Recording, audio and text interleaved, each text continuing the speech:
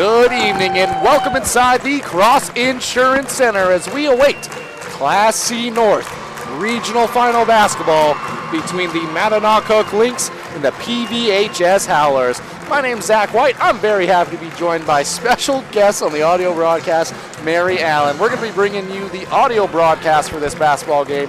We've got Gabe Nason doing the stats and producing this one for you. Mary, it is so nice to have you again here on the Eastern Maine Sports Media team doing a broadcast with us.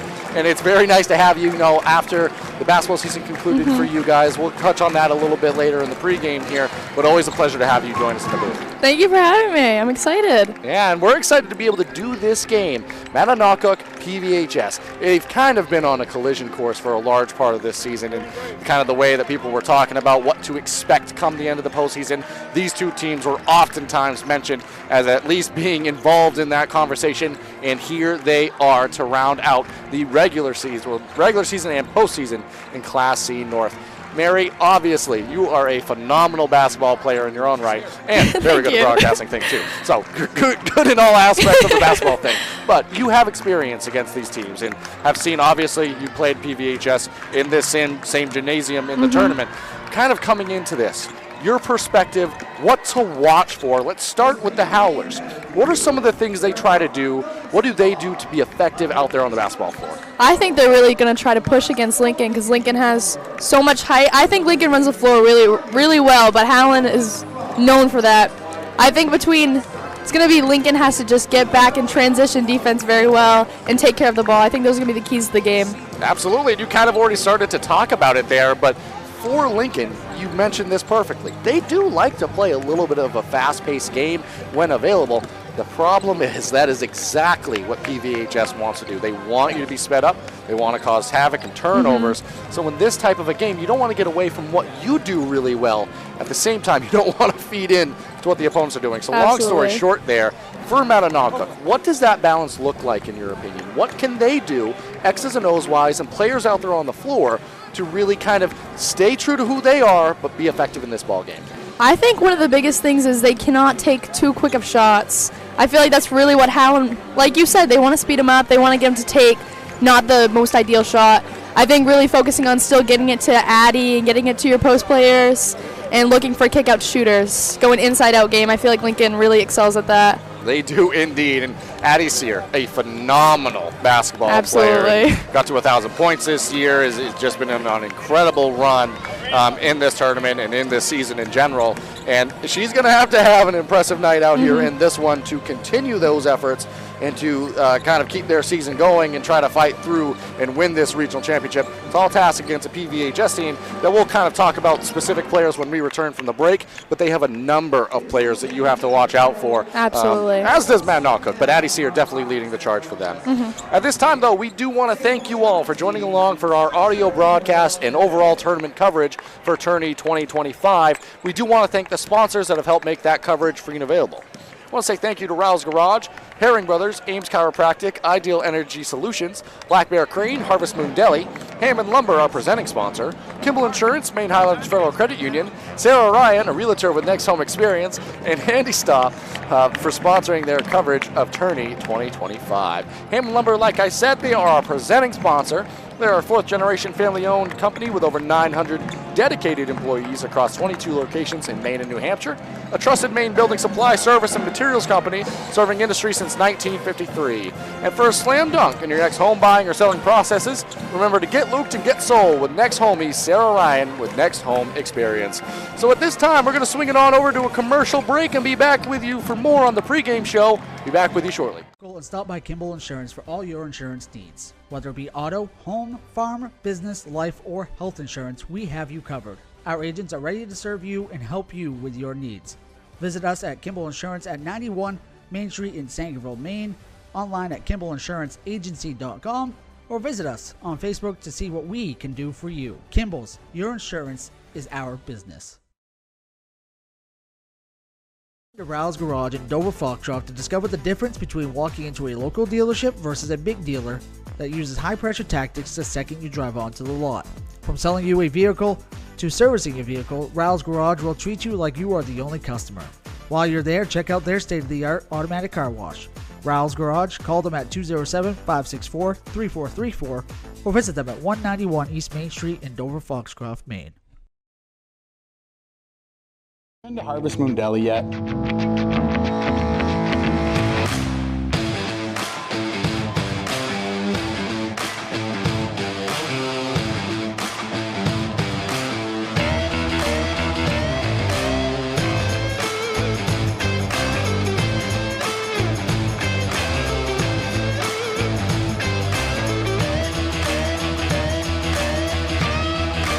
See you down at the deli.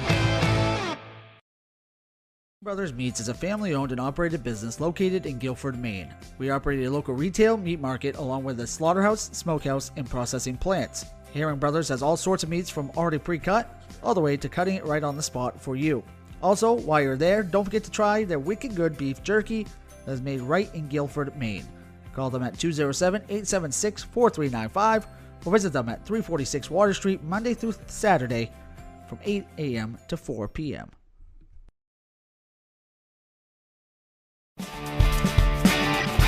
My name's Rick Ames, and now we have an office in Dexter, which is what we consider our hometown now. We still have our office in Lincoln, and we're loving that.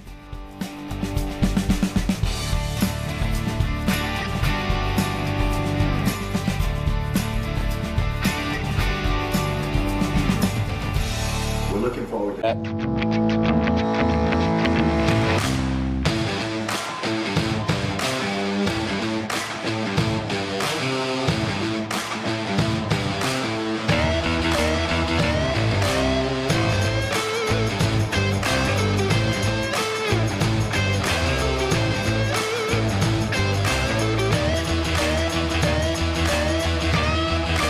See you down at the deli.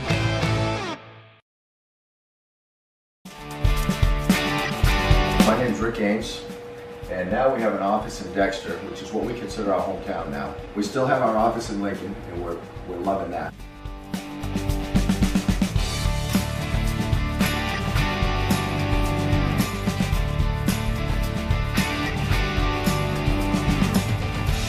We're looking forward to helping you naturally feel and be your very best.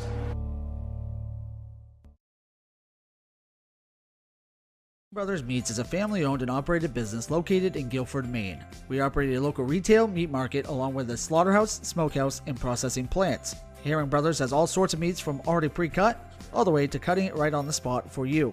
Also, while you're there, don't forget to try their wicked good beef jerky that is made right in Guilford, Maine.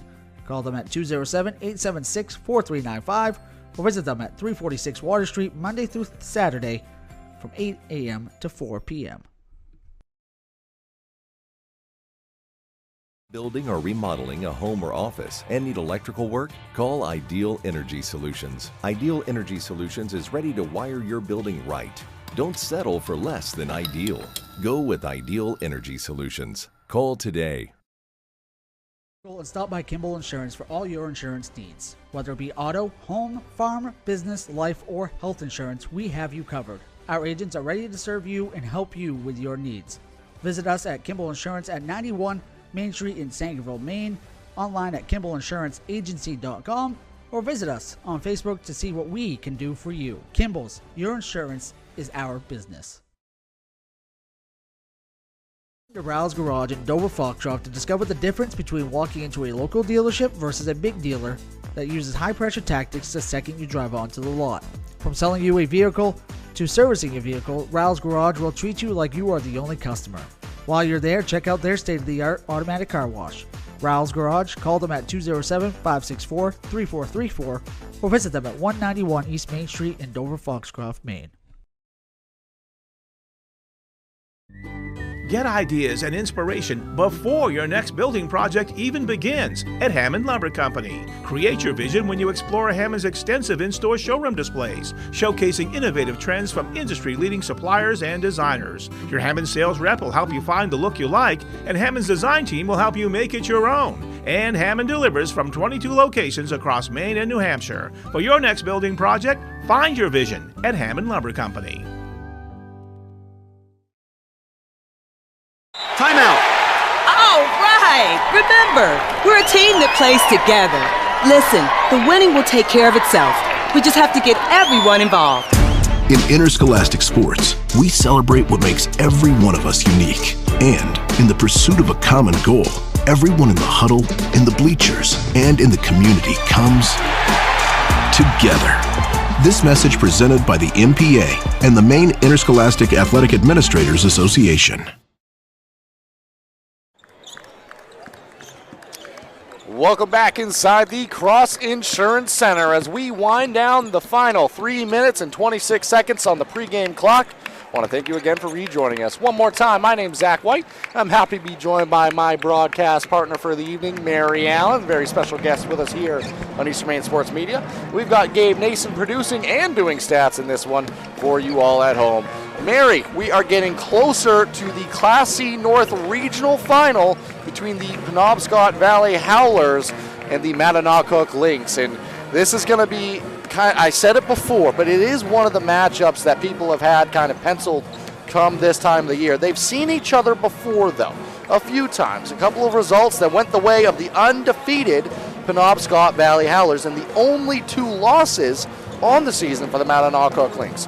The first matchup, again, these are regular season matchups. We're a long way from the regular season, but the first one came all the way back in December 12th at Penobscot Valley. Mattanawcook lost that one 30-46. A little bit more low scoring than the Penobscot Valley Howlers are accustomed to, as they averaged 75 points a game in the regular season.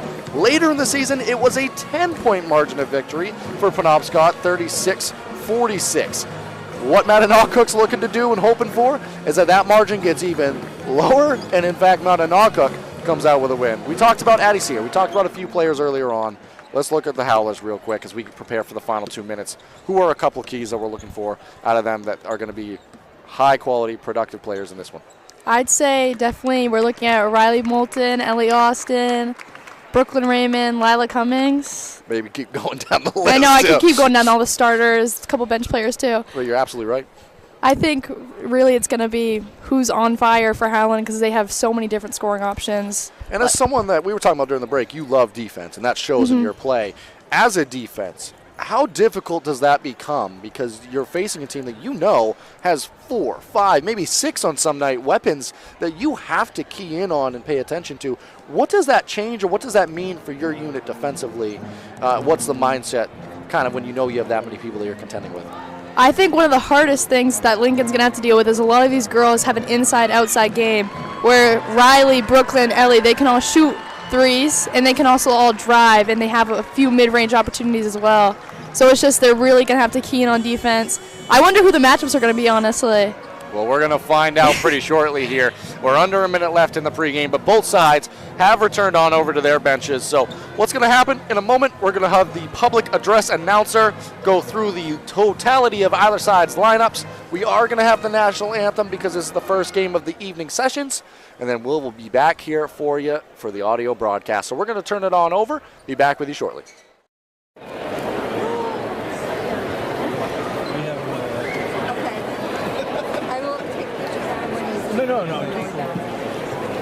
Good evening, ladies and gentlemen. Welcome to the Cross Insurance Center for the 2025 Maine Principals Association State Basketball Tournament presented by Ware Butler Building Supply, a division of Pleasant River Lumber. This Northern Girls Class C Championship game features the number 2 seeded visiting Lynx from Mattanawcook Academy.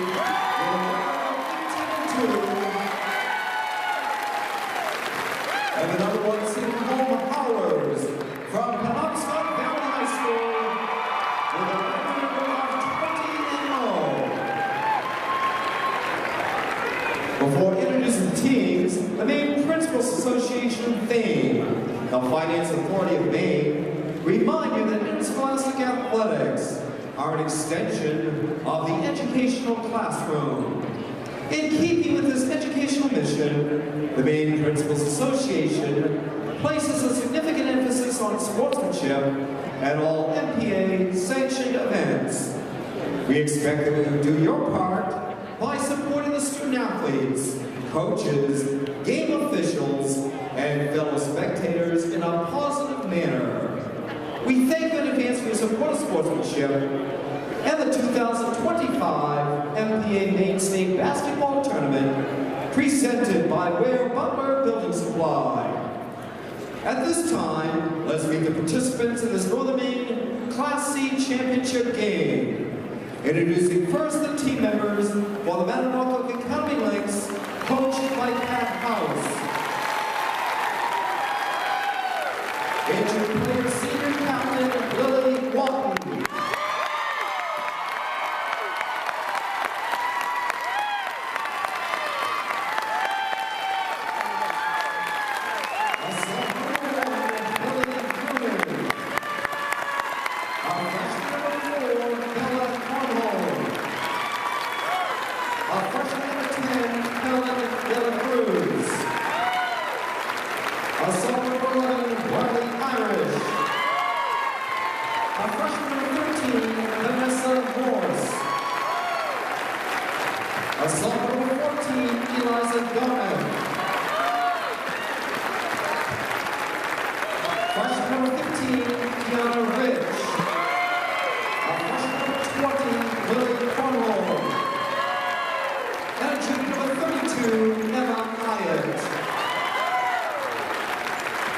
Now we use the team members of the home Penobscot Valley High School Powers, coached by Nate Case.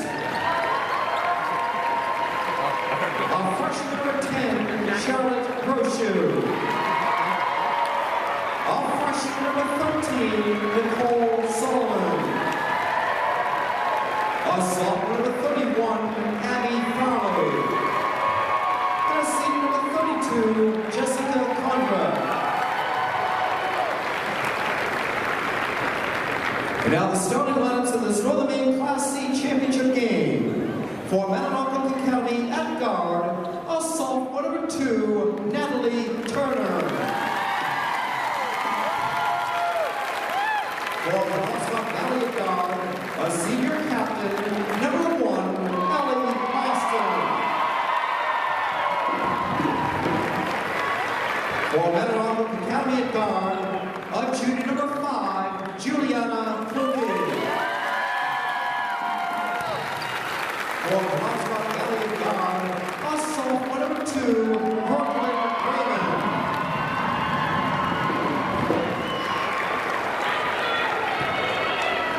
For Mattanawcook Academy at guard, a junior number 21, Megan House. For Penobscot Valley at guard, a junior captain, number 3, Marley Moulton. For Mattanawcook County at forward, a junior number 30, Chloe Dela Cruz.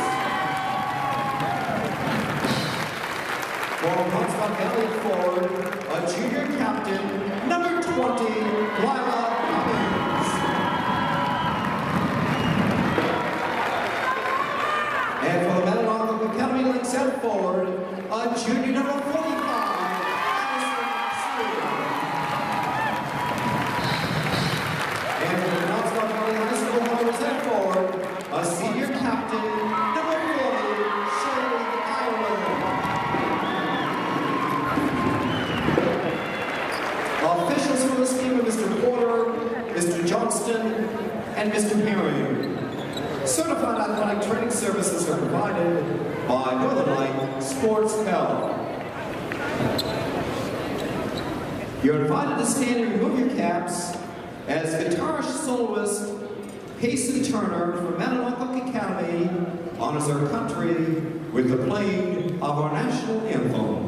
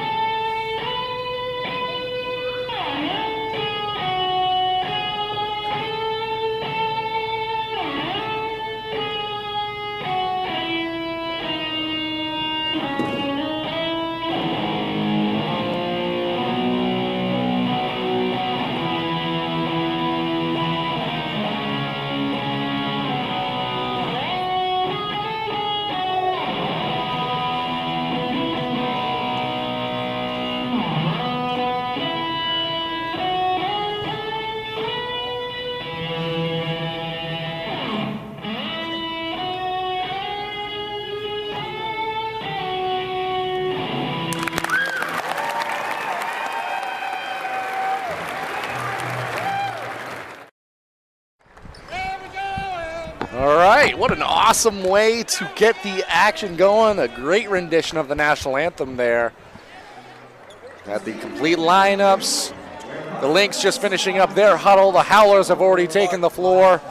Ellie Austin's going to be the one jumping away inside that circle to get this game underway. Mary, this is going to be a fun one.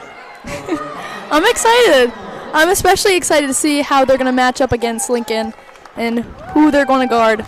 And it obviously, without Lily Warden in this one, and obviously we're sending her all of our best wishes and well wishes for her future outside of just the game of basketball, which we all love because we want her to be successful in life. So we know she will be. I'm very glad to see that she's here and watching. That's absolutely big. Tip went up. Seemed to be a violation on said tip. We're going to do it again. Have a little bit of a conversation. Maybe just waiting actually for the broadcast to catch up. There is a streaming component to this. We're doing it through the audio form. But we get the game going now, and it is Howlers basketball. Austin wins the tip. Cummings has it now. Sear on her, as Mary pointed out. We're watching the matchups early on in this one. Something to be a key throughout the game. Brooklyn Raymond, couple dribbles, shot inside the free throw line, off the mark, no good. Good hustle. Excellent hustle. And guess who? Riley Moulton, always flying around the floor. She saved that ball. Good defense by Addie Sear with the block. Almost got another one, but Brooklyn Raymond to the rack for two. Now we're going to see that signature Howland press. It's where they get so much of their offense. And it is going to be the Lynx trying to contend with that pressure. Be interesting to see stylistically how they approach this one. Almost taken away. Kept alive. Mattanawcook then able to slow it down. Shot from the left side corner from three. Off the mark, no good. Addie Sear battling for it. Comes away to Moulton. We have a foul. The Howlers are into this one early on, Mary. I like how Riley was trying to push it immediately. She got rewarded by getting fouled to get that call. The motor on Riley Moulton. Obviously, oh my you word. played against them earlier on, and you had a phenomenal game. Obviously, that one clearly went the way of PVHS. Yeah. But playing against Moulton, her motor, she never stops playing the game of basketball. It's beautiful Never. to see. I've been trying to get her to do track these past couple of years because I think she'd be a phenomenal track athlete. I'm amazed she doesn't. Yeah, her endurance is incredible. You got to give a lot of that credit to Nate Case for making those Howland girls work. And on the other end now, going to work offensively. Cummings had it for a moment, backing it out now, resetting the offense.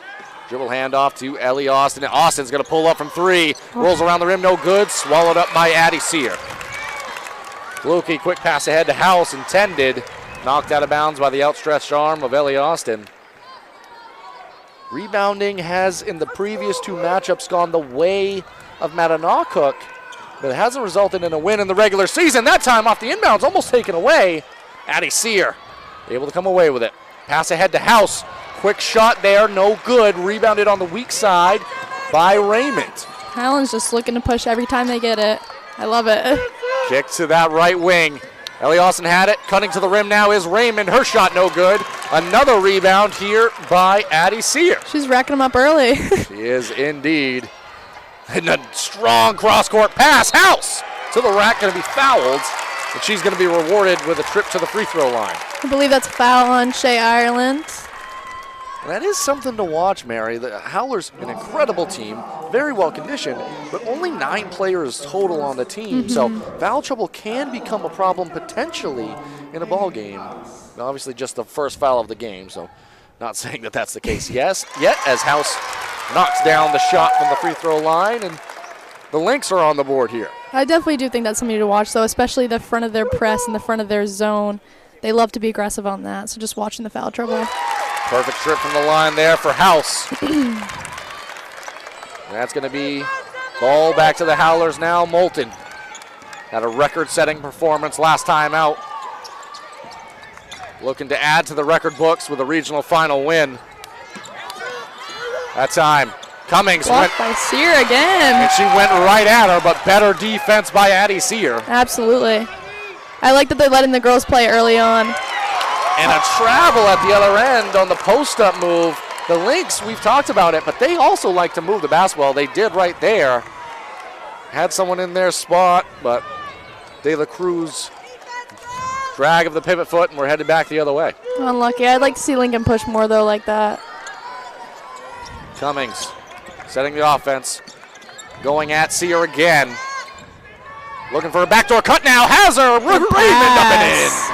Great finish by Brooklyn Raymond. And there seems to be a concerted effort to go at Addie Sear. We talked about foul trouble a moment ago.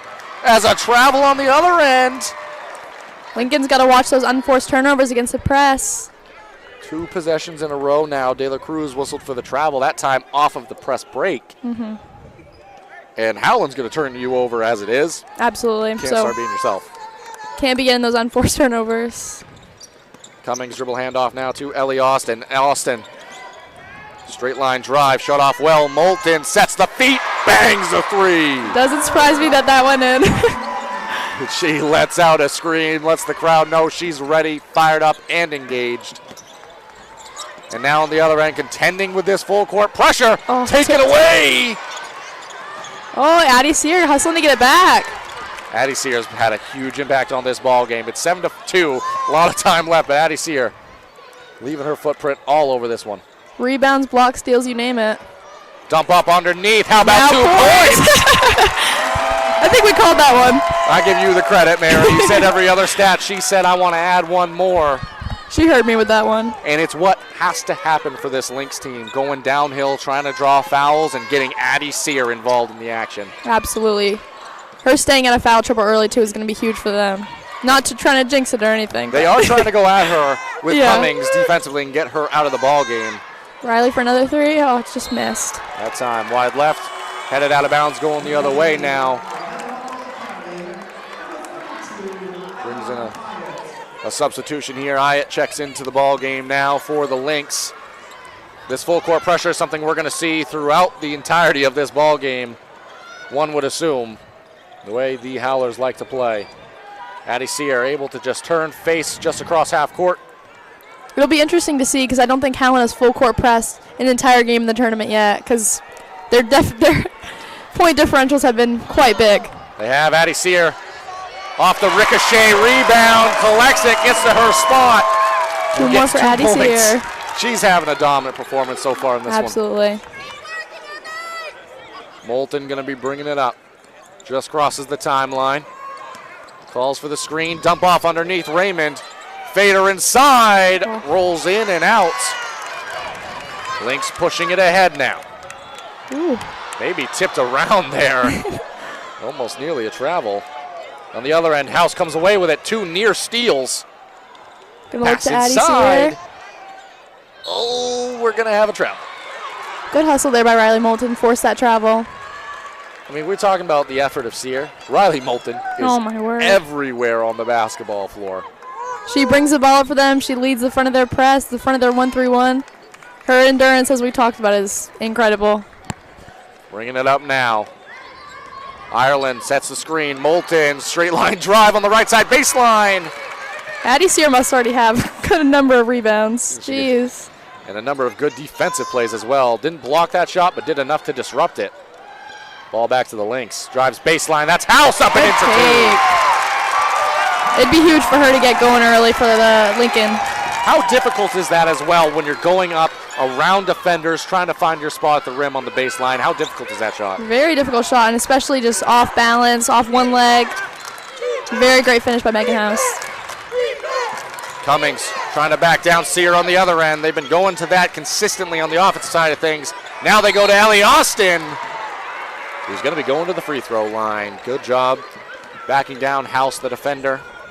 It's so hard to not put those arms and extend them. You see the ball, you just want to block it. I get it. It's hard. Well, you do a lot of that yourself out there on the basketball floor, as does House, but not that trip down. Ellie Austin to the free throw line. First for Austin, rolls in and out. Those are the worst misses. Austin, another player that scored their 1,000th point this year. Wants one from the line now, off on that attempt. And guess what? Addie Sear has a rebound. You're going to hear that a lot from us. Pass ahead, Addie Sear, one more. Pushing it up the floor now.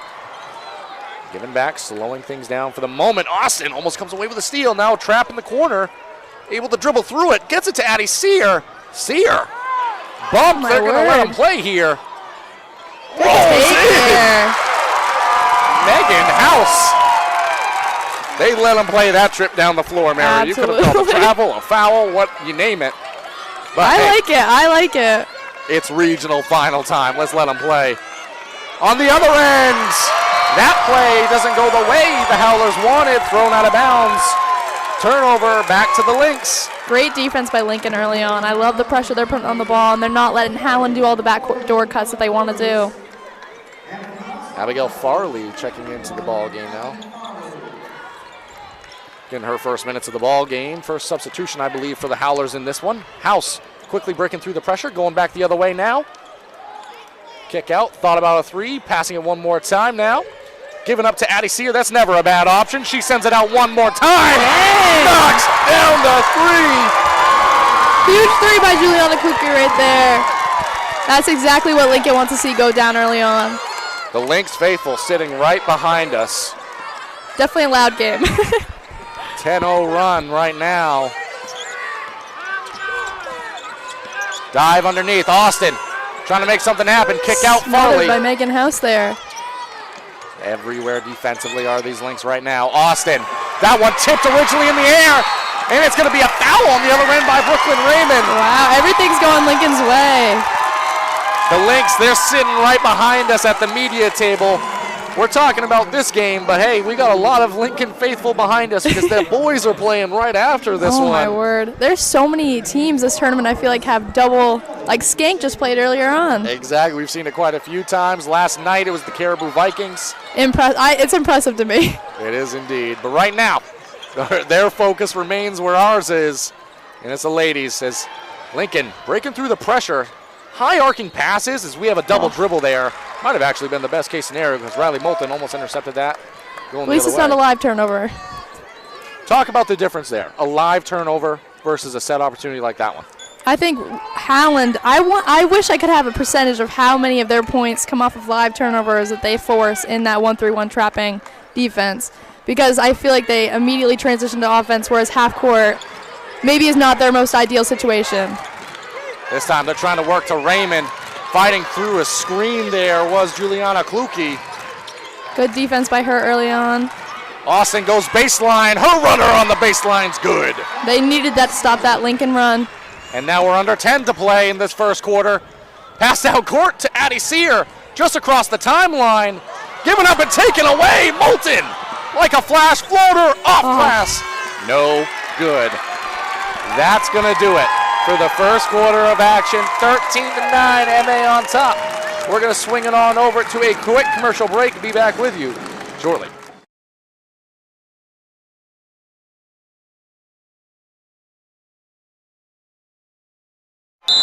Timeout. All right. Remember, we're a team that plays together.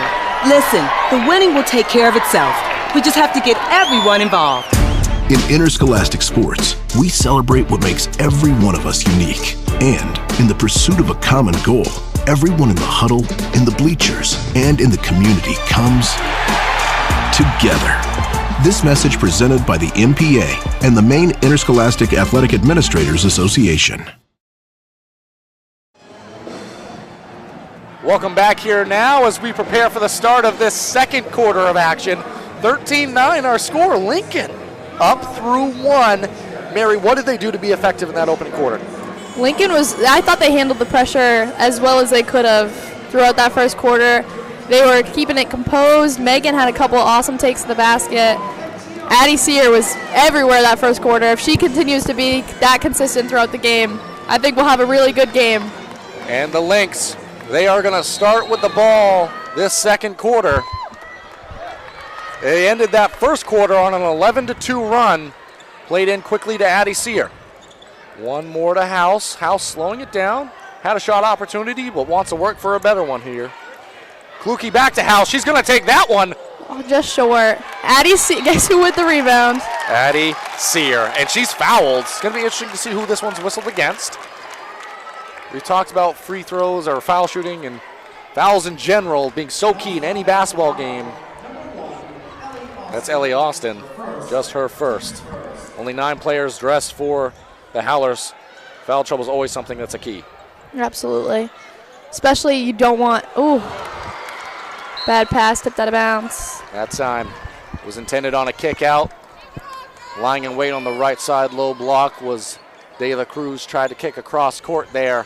Opposite side wing over the outstretched arm going the other way. It's going to be interesting to see how Howland's going to change up their defense to react to the way Lincoln's playing. What a save by Ellie Austin. That was a for sure turnover. Great hustle. Austin threw it behind her, traveling out of bounds. It tipped off the kneecap of Megan House, and it's out of bounds. That's not the first time we've seen anybody on Howland do that, too. I've seen a couple games. And it boils down to effort and never giving up on a play. Love to see it. Ireland plays it in. Over to Cummings. Cummings, the lefty, goes straight down the left side of the paint. Kick to the baseline on the right side now. That's Ireland. Her shot, no good. Addie Sear comes away with it. Oh, my. Could have guessed that one. Addie Sear is cementing herself, and this would be a big one. There's a lot of game left, but she's become a phenomenal player in this class. Pass along the baseline, kicked out. Megan's House is going to reset the offense, try to get something going for them right here. The double team does come, though, and we're going to have another foul. See if this one's against Cummings or Raymond. If it's Raymond, it would be their second, and it is. That'll be big for Lincoln, getting Howland in foul trouble early. As you said, they only have 9 players suiting up. And as you said, Mary, atop this zone, that's where a lot of that pressure's coming from. So if you get in foul trouble, you lose a component of your pressure. Absolutely. You don't want to see Howland get in foul trouble. Oh, Addie Sear again with another 2. Flashing the glass with a purpose. Addison Sear, 8 rebounds in this one, 6:40 remaining in the half. Addie Sear's looking to make a 2020 game happen, I'm thinking. That's the effort it might take to get by these Penobscot Valley Howlers. A lot of game left. Austin to Cummings. Cummings going straight at Sear now, doing a great job of defending without fouling. Absolutely. She's being very disciplined, not looking too much to block. Moulton from 3. Good box out by the Lynx. Good effort by Cummings. And we have a foul. That time I think they're going to call it against Juliana Kluke. We'll see here. We await the call. It is going to go against Kluke, just her first. Waiting for the public address announcer. It's her second. Thank you, Gabe, for doing stats and providing that info as well. On the other end, Raymond gets all the way to the glass, throws up a runner, no good, knocked out of bounds off of Raymond. Good hustle to try to stay with it. Mary, when you haven't seen a basket fall easily in a little bit, does that speed you up as an offense? Are you trying to make something happen? Absolutely. I think you can start forcing a little bit when you feel the momentum not really going your way, which we don't want to see Howland start to do that. It'd be good for Lincoln. Pass ahead to House. They've done a good job of breaking through this full court pressure. Yeah, absolutely. Dump off underneath. Addie Sear with one hand. We're going to have a foul from behind. That's against Sear. We've talked about the foul trouble for Howland. Addie Sear is the player to watch for Lincoln in this ball game, and the value she's going to have being on the floor. Don't want to see her getting foul trouble. That's her first good thing. That's going to bring Moulton with the ball. Set opportunity back to Cummings. Dribble handoff to Austin. Austin drives down the right side of the lane, thrown up, no good. That time, a couple players involved in the rebounding action. For one of the only times in the game, Addie Sear wasn't able to control the rebound. Out of bounds, going to be set opportunity underneath the basket now for the Howlers. Interesting to see how they'll try to respond to this Lincoln run. Riley Moulton off the inbounds, wide open for 3. Dang. She's not missing that one. Oh, and she tries. Almost nearly comes away with a steal there, too. You'll never catch her sleeping on defense. Riley Moulton, Energizer Bunny type energy. Absolutely. What she does out there on the floor. Looping pass, and the press break gets through to De La Cruz. One more to House. I'm really impressed with how Lincoln's breaking this press early on, especially because they don't really have a designated ball handler too much besides Juliana Kluke and Megan House. Addie Sear, good find underneath. De La Cruz able to finish it off. We have a timeout taken by Coach House of the Lynx here. I think the ball was inbounded. So Coach Case making a good case, kind of wondering why that call was allowed. I mean, Coach House is talking to his team either way right now. Yeah, he doesn't really care. They're going to give him the timeout. I mean, I understand why the Howlers don't appreciate that necessarily, but at the same time, there wasn't really anything being impacted at that very moment. So Interesting timeout by Coach House, because Lincoln's not doing much wrong right now. what do you think he might be talking about? Following the Riley Moulton 3? Yeah, tip probably. out of bounds, maybe trying to shore things up defensively. What do you think he's talking about? I think he's probably going to tell them to really, that's Riley Moulton's second 3. You don't want to let her get too hot early on. They're probably going to tell her to follow her out to the 3-point line a little bit tighter. Try to be a little bit more confident with the ball on inbounds. And now we're going back in time and letting the Howlers inbound this time around. It's going to be Moulton bringing it up. Raymond's going to be doing the inbounding. Lynx sticking with their player-to-player defense. Moulton now crossing the half-court line, calls for the screen, gets it. She's driving the baseline. She's going to be bumped by De La Cruz before the shot. That's going to be taken out underneath the basket. You're starting to feel Moulton get really engaged into the offense, starting to take over a little bit here. I like that drive. Try to get Lincoln caught off guard. I don't think they expected her to drive there right then. Ireland a little trouble getting it in. Eventually does to Moulton, who's going to again call for the screen. This time tried to back it up for a 3. Well defended by the Lynx. Over to Cummings. Ireland, she's going to take her shot at a 3. Off the mark, no good. Battle for the rebound. Good hustle there by Megan House. Didn't come away with it. Brooklyn Raymond, her 3. Second chance opportunity, no go. Pass ahead by Sear, one more. Rebound for who? Quickly moved ahead. Addie Sear has it again here. Slowing it down for a second now. Moment to breathe. Passing Trying to around. get an ideal shot right here. But backing it up near the half-court line, you got to be careful with that as well. Absolutely. Makes me nervous every time they do that. House going to back it up again. Maybe it's kind of a delay system. Maybe that's one of the things Coach House was talking about. Sear goes downhill. Blocking foul call, that time against Ireland. I like to see that aggressiveness by Sear getting downhill. And she'll be rewarded with 2 free throws. And that's going to be the second against Ireland. Love it, but Sear got to be careful at the same time. That's a player control foul situation. And Sear's going to head to the free throw line. She's about to take her first, but Mary, it was kind of an interesting set that Megan House was implementing there as first shot by Sear. Good from the free throw line. Kept collecting the ball and immediately backing up. Really I think they were spreading the floor. Yeah, they were definitely really trying to bring Howland's front line of defense out to half court so they could isolate Sear. Try to get her maybe a one-on-one opportunity. And it worked out. Sear knocks down both from the free throw line. Perfect trip there. It's a 7-point lead with 4:01 remaining in the first half of play. Addie Sear's making her presence felt early on, that's for sure. Moulton, she's going right side baseline again, all the way to the rim, off on the layup. Lila Cummings the follow. Good cleanup there by Lila Cummings. And Addie Sear was defending the shot, was not available for that weak side rebound. Lincoln's got to rotate on that just a little bit better. And on the other end, a travel by House, ball back to the Howlers here. Unforced turnovers, maybe the defensive pressure, but at the same time, those so critical in a basketball game. Seen it a few times. Moulton receives a screen by Raymond. Thought about the 3, well defended. Looking for Austin inside, tipped around, Addie Sear comes away with it. House got a fingertip on it. House now collects it back.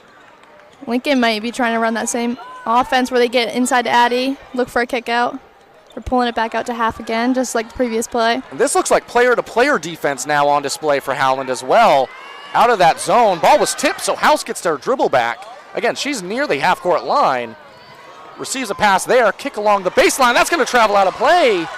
Good move by Coach Case here because Coach House had prepared something against that half-court zone. They went to man-to-man. That changed things up a little bit. I don't think they fully expected man, especially not on that trip. I wonder how Coach House will react to that one, what he'll change up on offense. It's the beauty of the game of basketball. The chess piece on the board. Next move made. See how Coach House and the Lynx have to answer. Dump off Ireland. Set opportunity. Raymond curls around a couple of screens. Right side wing gets another screen. Dump off underneath to Lila Cummings. Cummings going to work. Downhill against Sear. We're going to have a travel headed the other way. Great defense by Addie Sear. She stayed on the ground. She didn't go for the block or anything. Such a good point here, Mary, and it's happened many a times in this game where they're going at Addie Sear, and she's defending without fouling. Almost a 5-second violation. That was a close one. It looks like Howland's also picking up an a man-to-man full court. De La Cruz, her pass intended to House, and that time presented problems. Pass through the hands or headed the other way. Howler's running. Ireland, Moulton. That's who they want to have the ball. Oh, just short. Raymond, right place, right time. 2 points for number 2. And a foul. Moulton fouls House. Good follow there by Brooke and Raymond. I feel like Howland needs to keep crashing boards. I've gotten a couple opportunities off of that. Good job, Rich Rotella, able to retrieve the basketball underneath the media table. Our partner here at Eastern Maine Sports Media. Addie Sear going to be doing the inbounding now for the Lynx. That's the 4th team foul against the Howlers, so barring any offensive fouls, it's going to be free throws rest of the quarter. Having a hard time getting across the timeline here. No. Addie Sear eventually does, but almost at that half-court line. Physical defense. Player control, foul, whistled against House. Her second, Riley Moulton. Energizer Bunny, as we've said. Jeez. Making stuff happen for Howland on both ends of the court. She's got 2 hands on the knees right now. She deserves a breather. Deep breath right there. 1, just the amount of energy she's expanding, and 2, taking a physical charge like that. Absolutely. Leaving it all out on the floor. Moulton going to work. Fouls. That one's going to go against Turner. That looks like it'll be shots for Riley Moulton. So Moulton, 1, gets an opportunity to take a breath. I don't know if she's had many this game. But 2, gets an easy look at the basket now. 2 points coming potentially the way of the free throw line.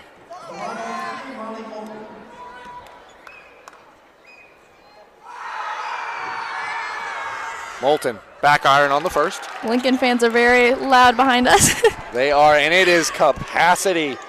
They're starting to fill into the bowl inside the Cross Insurance Center. And they're not moving for 2 games. Nope. Second one that time rolls in. Lynx getting into their press break here. It's one thing we talked about early on again. You do not want to see Lincoln get into foul trouble. Pass underneath the House. Up and in. Great dish by Addie Sear to Megan House. I mean, it's a broken record, but deservingly so. What can't Sear do out there on the basketball floor? Honestly. She is running the show right here for Lincoln. Cummings now, dribble handoff to Ellie Austin. Austin, well defended there by House, trying to not pick up another one. They're going right at her. De La Cruz along the baseline. Had to kick to Ireland, did Austin. Oh! Strong contact there, and that's going to go against Addie Sear. That is Addie Sear's second with 1:09 remaining. Gotta be watching out for that. Ellie Austin, I mean, not intentionally, but she took a shot right there. Almost actually on her way down from being fouled. So. Yeah. Really great follow by Ellie Austin. She's had a couple offensive rebounds and gotten chances like that. So Austin going to go back to the free throw line. It looks like a pair of substitutions coming in. That one rolls in and out. That was similar to her first miss. And actually, the player went to the scores table, then returned to the sideline. I think the idea was they wanted to maybe make a substitution for Addie Sear. As House checks out of the ball game with her second foul. So Addie Sear's got a minute and 9 seconds to not pick up another one if you're Coach House. She's got to be careful with that, especially on offense. An offensive foul will be devastating right here. That time played ahead, and it's taken away by the Howlers. Cummings, Moulton from the corner. Off the mark, battle for the rebound. Taken away by the Howlers, eventually brought down by Addie Sear. 10 rebounds for Addie Sear just in the first half alone. She's really putting on a rebounding display. That time, lost the handle. Juliana Kluge into the backcourt. Those unforced turnovers for Lincoln. I assume going into halftime they will be talking about that. We just had another substitution where the sub came in, Eliza Doneth rather, and then they almost brought her back. She was already on the floor, said, well, maybe not. She's in now. Addie Sear is out of the ballgame. Lila Cummins looking to attack.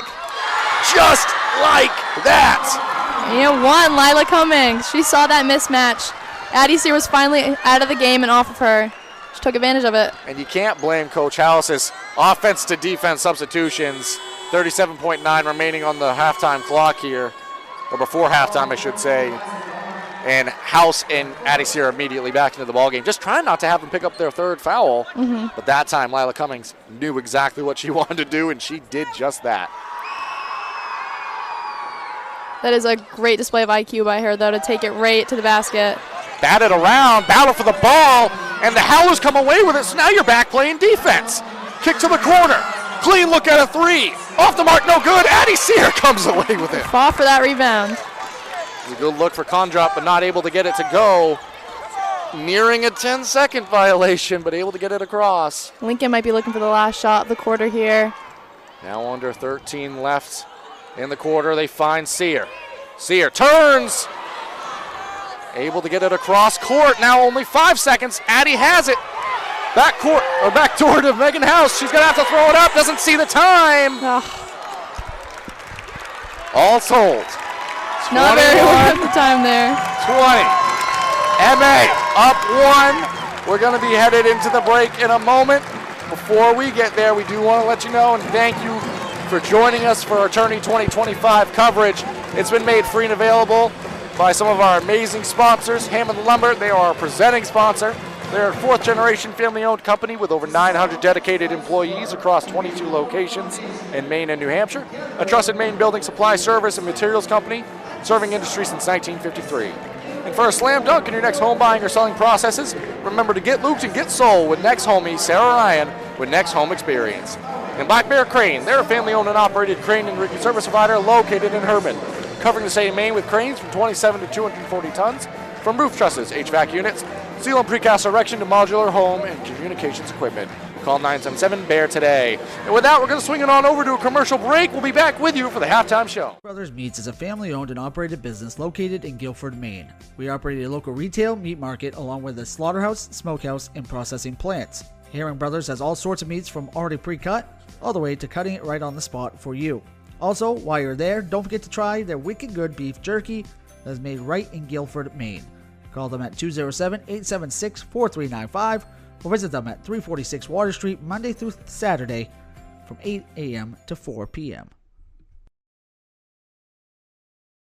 And stop by Kimball Insurance for all your insurance needs. Whether it be auto, home, farm, business, life, or health insurance, we have you covered. Our agents are ready to serve you and help you with your needs. Visit us at Kimball Insurance at 91 Main Street in Sangerville, Maine, online at KimballInsuranceAgency.com, or visit us on Facebook to see what we can do for you. Kimball's, your insurance is our business. To Rouse Garage in Dover Foxtrot to discover the difference between walking into a local dealership versus a big dealer that uses high-pressure tactics the second you drive onto the lot. From selling you a vehicle to servicing your vehicle, Rouse Garage will treat you like you are the only customer. While you're there, check out their state-of-the-art automatic car wash. Rouse Garage, call them at 207-564-3434 or visit them at 191 East Main Street in Dover Foxcroft, Maine.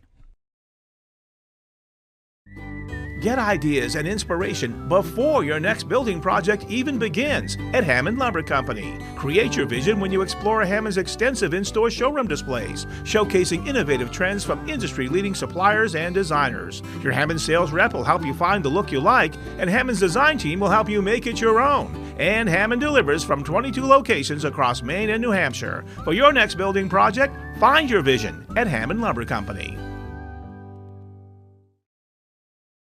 Been to Harvest Moon Deli yet?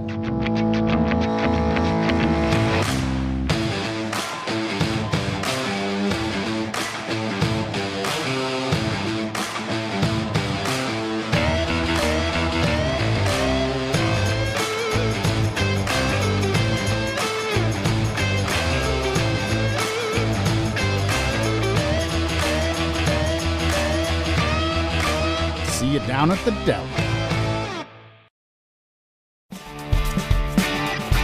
My name is Rick Ames, and now we have an office in Dexter, which is what we consider our hometown now. We still have our office in Lincoln, and we're loving that.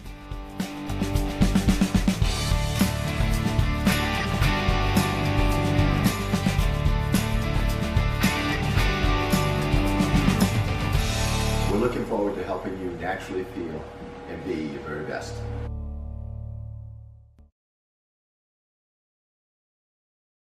Building or remodeling a home or office and need electrical work? Call Ideal Energy Solutions. Ideal Energy Solutions is ready to wire your building right. Don't settle for less than ideal.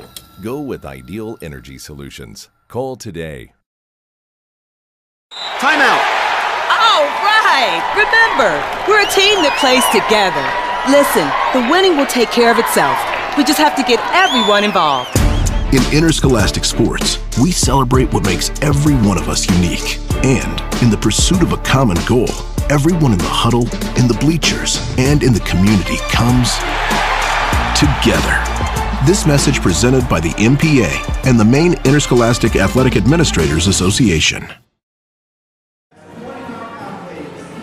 Welcome back, and thank you for rejoining us here on the halftime show. 5 minutes and 32 seconds remaining on that halftime clock. Do want to let you know about a couple more of the sponsors that have helped join along for Tourney 2025. Handy Stop, your one-stop shop for essentials. Handy Stop serves small communities and are stocked with large selection of snacks and beverages, hot delicious food, and local Maine products. You can find them in Howland, Lee, and over Foxcroft, and even on Facebook and Instagram at handy_stop to see pizza and takeout specials, new products, and even other promotions. And you can check out our store to get your Eastern Maine sports merch, things like shirts, sweatshirts, hats, and much more. Check it out at easternmainsports.com or on our Facebook page. And overall, we just want to thank all the sponsors: Rouse Garage, Herring Brothers, Ames Chiropractic, Ideal Energy Solutions, Black Bear Crane, Harvest Moon Deli, Hammond Lumber, Kimball Insurance, Maine Highlands Federal Credit Union, Sarah Ryan, a realtor with Next Home Experience, and Handy Stop for sponsoring Eastern Maine sports coverage of Tourney 2025. Mary, what a first half of basketball we were able to witness there, with 4 minutes and 30 seconds remaining on the halftime clock. Neither side has returned from their halftime conversation. Let's have a conversation about that first half. Let's start with the player of that half, Addie Sear. Oh, my word. Dominating. 8 points, 10 rebounds, throw in pretty much every other stat in the book. And more importantly, she did not pick up foul number 3 at the end of the half there. Kind of talk about, from a player's perspective, what her value meant in that first half for the Lady Lynx. Without Lily Watt in there, of course, Addie felt like the general of the floor. She felt like she was running everything, and even that's more impressive than a point guard having a big running all the offense. Like everything was going through Addie. It was impressive to see. She was getting rebounds, just passing up the court as fast as she could. Addie really was a big part of their offense. And able to break through the pressure as well, oftentimes, which is not easy to do against this Howlers unit and the great pressure that they supply. House, also a great first half. I believe she had 8 as well. She did in that opening half of basketball, as the Lady Lynx are making their return to the floor here. 3:20 remaining on the halftime clock. Megan House, a great half. 2 fouls for House, 2 fouls for Sear. That becomes a major storyline for this game. Not able to avoid that third, which is huge. Yeah. On the other side, though, let's talk about the Howlers. You have Brooklyn Raymond with 2 fouls, but 6 points, able to do some nice things. But really, Riley Moulton, we talked about it. We've given her a new nickname. I don't know if it's going to stick, but I think it works for this broadcast. I think it fits. It definitely fits. If it'll stick, we'll see about that. But in all seriousness, just everywhere on the basketball floor. She has 7 points, a pair of threes, just doing everything in that first half of basketball for the Howlers. Offense, defense, doesn't matter. Same question I asked about Addie, but from your player's perspective, what did Riley's meaning and value add in that first half as the Howlers make their return to the floor now? What did her efforts mean for her team? Truthfully, I felt like during the little slump that Howland experienced in the second quarter, where Lincoln was on, I think it was an 11-2 run, Riley never put her head down. She was just coming back at it every single time, playing basketball like she always has. And it's huge to see, especially for a team, how big of a leader she is. And the only time she would put her head down is when she's going straight to the rim, trying to get by her defender, and able to play through contact often, make great things happen for her team. As the Howlers obviously returning to the floor now. What becomes the storyline here in the second half? Essentially, 1-point game. This game could be starting over at 1-0 advantage MA in this one. What becomes the storyline in the half? What do you think the Lynx were talking about at halftime? I think, honestly, just locking down on defense a little bit more. I think they're breaking the press really, really well, but honestly, Howland switching to that man-to-man caught them off guard. So I wonder how they're going to adjust to that, and maybe Howland comes out back in that 1-3-1. We're going to see. I think it's going to be an interesting second half. It's always so healthy when you can sprinkle in different defenses, keep a team on their toes, which is something the Howlers do so effectively. And one thing we've talked about is they are so versatile. They only have the 9 players dressed to take the floor, but within those 9 players are about 6, 7, 8 of them that at any point can really affect you in a meaningful way. Absolutely. What do they have to do to be effective and kind of get back to more their style of play where they're dominating and establishing the tempo and pace of the basketball game? What do they have to do? I think it's going to be who can really heat up. I feel like Ellie Austin will be a huge piece in the second half. Hopefully that's what the Howland is honestly hoping for, and to see Riley Moulton really take an extra step up.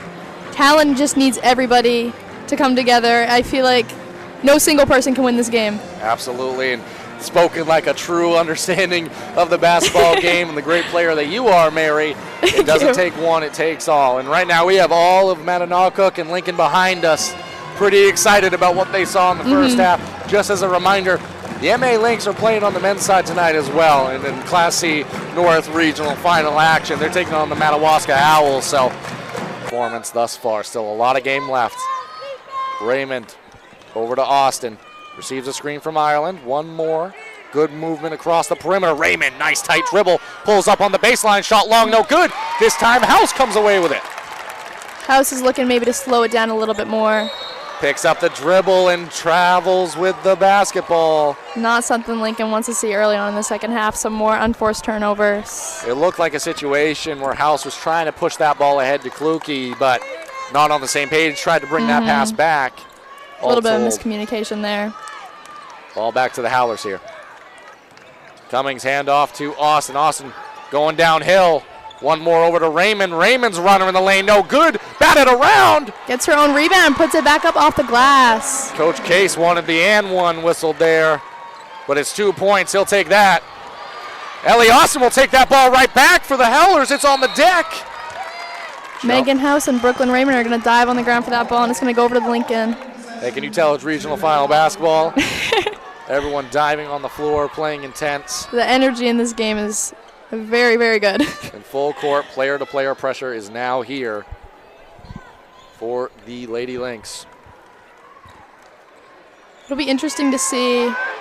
Ooh, almost a 5-second call there. Getting into Megan House. She's looking to run. Riley Moulton with great hustle. Force the travel. House might have had Sear ahead, but it's one of those situations where you're also uncontested. Almost even with each other. It's a tough, hard decision to make. Kind of the second time in a row House has been in kind of no man's land and forced into 2 tough decisions. Both times have led to travels. And I think both times were by Riley Moulton. Ireland now has it. Setting up this offense for the Howlers. Raymond going to curl off a screen, get a clean look in the lane. Shot no good. Battle for the rebound. Batted around and taken away by Ellie Austin. She's had quite a few offensive rebounds in this game, too. Her hustle, definitely there. She's making things happen. That is for sure. Cummings now. Hand off to Moulton. Things slowed for a moment. Back to Ellie Austin. She's looking to maybe take it at Megan House. Oh. Addie Sear whistled maybe for the foul. We're going to see who this is going to be on at the scorers table. I don't know if it is against Sear just based off body language. House or Sear would be the third. It is against Megan House. Still her third. You'd almost rather see that one against Megan House. 5:45 remaining here in the third. In and out. Austin has had so many attempts here that have been beautifully shot, but just rolls in and out. Unlucky roll. Now Megan House got to be careful picking up that third foul. One more on the way for Ellie Austin. That time rolls in.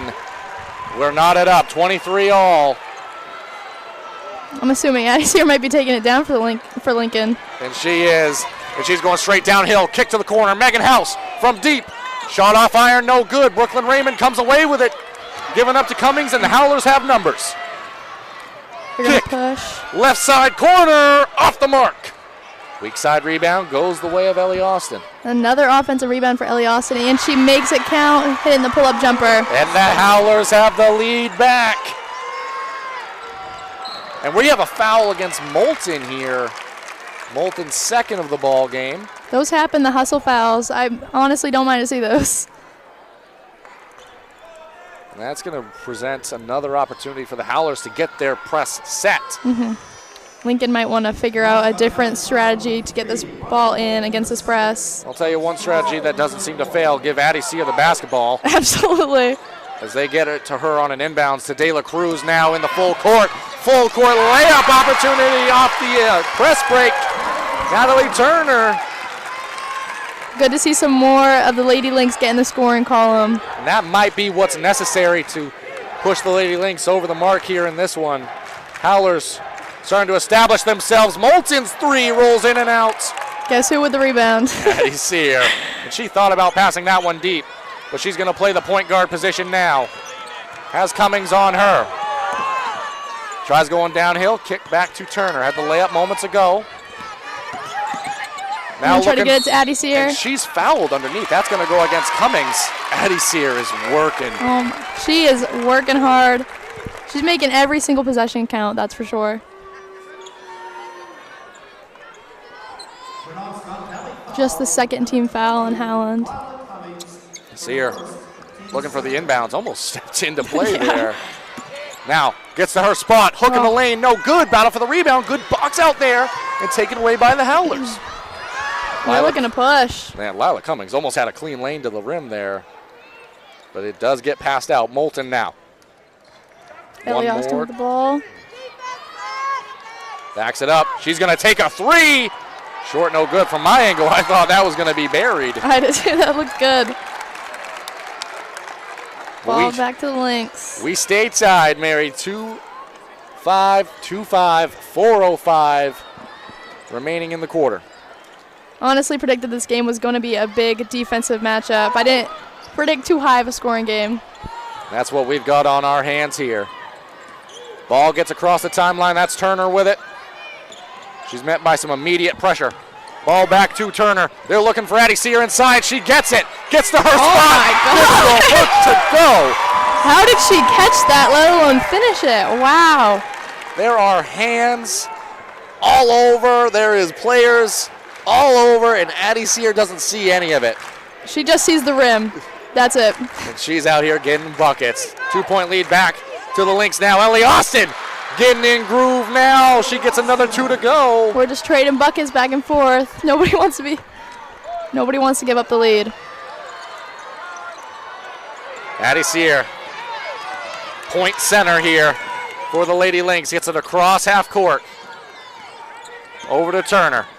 They're looking to post Addie Sear up again, and I don't blame them. If it ain't broke, don't fix it. Addie Sear, the step through, throws it up, rolls around the rim and off the mark. They're letting them play through a lot of contact. Pass ahead. Moulton. For three. Bang! Let it hang. Riley Moulton keeps the hand in the air. Knocks down the triple. Now Coach Case wants a timeout. Potentially talking over what they're going to do to stop Addie Sear. And this might be good for Addie Sear and the Lady Lynx as well. That trip down, Addie seemed to get to her spot, but hit the deck and was pretty slow getting up, and not through injury. She's expending a lot of energy here to try to hold on and preserve this lead, but the Howlers, that's what they do. They just stay at you for so long. It's just beat you down. wears you out over the course of a game. And not saying we're there yet, but this timeout definitely helps kind of collect yourself a little bit. But taken by Coach K, so clearly he sees something that he wants to go to for an adjustment. But in transition, clean look for Riley Moulton. You can't give those up to the Lynx. She's going to shoot that every single time, and she's pretty consistent on it.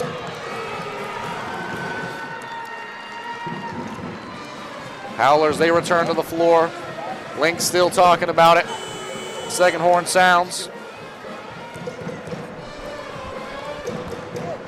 I feel like Megan House will need to step up a little bit more in the second half as well. She had a huge first half, so seeing her get hot again would be huge for Lincoln. Thank you. Ball's going to be taken out of bounds by the Lady Lynx.